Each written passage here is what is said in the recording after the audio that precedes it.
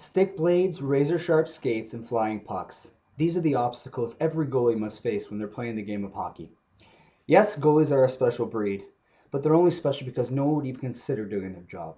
Let's be realistic here. Their job consists of getting in front of a flying piece of rubber that can reach top speeds from 80 to 100 miles per hour. This is insane. And to think that just over half a century ago, they did this all without wearing a helmet. In today's generation, it would be considered as suicide to play goal without any helmet or any facial protection at all. It is the most important piece of equipment for any goalie and most meaningful as well. Like I stated before, goalies prior to the 1960s wouldn't even consider wearing any kind of protection, as it was seen as some kind of sense of weakness to them. And of course, no real man wants to look like a sissy. It took a massive slap shot and a couple of stitches to the face of Jacques Plante to change the fundamental of goaltending forever. He developed a mask made from thick slabs of layered fiberglass cloth, which was properly molded to his face, ultimately acting like a second layer of skin. Holes were created for his eyes and mouth as his entire face was covered. Although Plante was now seen as a coward by his fellow goaltenders, he managed to pull off an 18-game consecutive win streak and usher in a new era for goaltending all at once.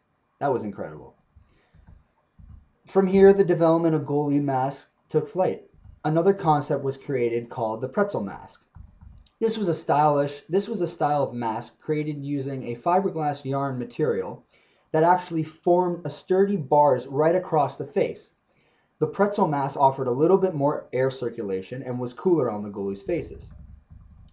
Jacques Plante's original fiberglass mask, like I talked about earlier, now slightly upgraded as well. The new design consisted of ridges and angles so that the puck would glance off the head and reduce the energy of impact. It would just hit right off. Shortly after, legendary goaltender Vladislav Tretiak, for the Russian superstars, introduced the cage and mask combination, which was worn in the 1972 Summit Series against Canada. This was a simple concept of a normal player helmet and a massive dome covering the face. Lastly, the final design is worn by majority of NHL goalies in today's generation. Greg Harrison and Dave Dryden created the combo mask, which is a mixture of the helmet and cage's safety features and the fiberglass impact resistance, a very stylish mask. As the structure of the goalie mask was changing, it also changed aesthetically as well. Nowadays, goalie masks are not only seen as protection, but also as goaltenders' personal mural and a sense of personality. Classic goalies' masks are not remembered for their fiberglass skeleton, which is laid on top of their face, but instead of the memorable paint job that is laid on top of the helmet. Gary Cheevers is a great example.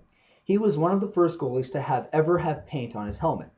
He would start each season with a plain blank white mask and paint little black stitches on his mask every single time he would get hit with a stick or a puck in the face.